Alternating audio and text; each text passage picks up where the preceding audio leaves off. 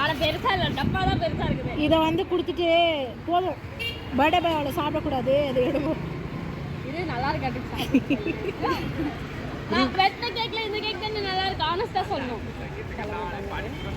ஆனஸ்டா. Okay.